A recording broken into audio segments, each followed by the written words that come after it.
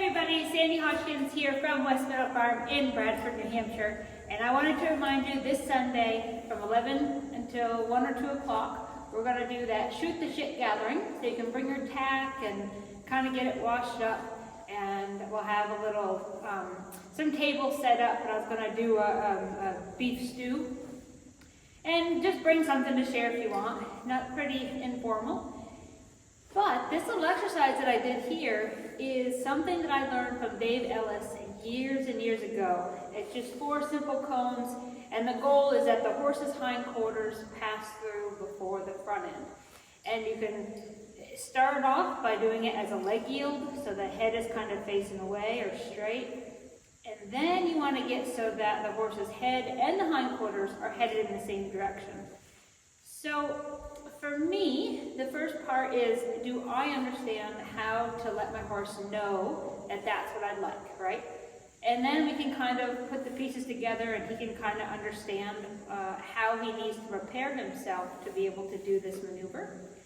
But then, you know, when I started riding with Joe Walter, it really was more about how to use this stuff in a way to help our horses so that we're not really training them. And I'll give you an example.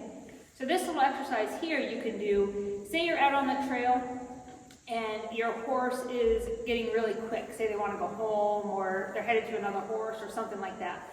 And you want to get this maneuver better.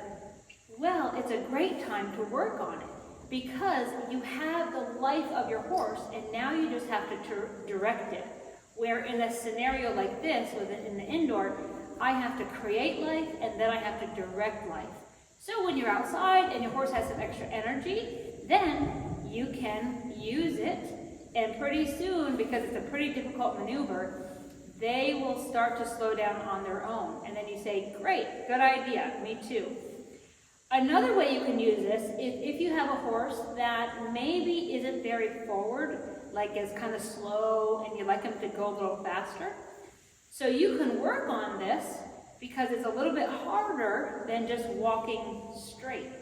So in that way, your horse is kind of slow and sluggish, and so you can say, okay, can you work on this a little bit? And then you're going to kind of release them into the walk, and then you'll find their walk is way more forward. So it's not necessarily what you do, it's how you apply it to your situation. That's why this stuff is so hard.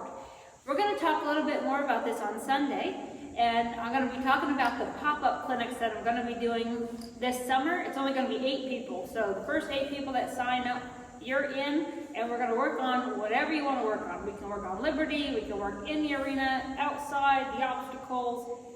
It's really endless. Whatever the 8 of you want to work on, we can work on it. So I hope that gives you some ideas, and I hope to see you this Sunday.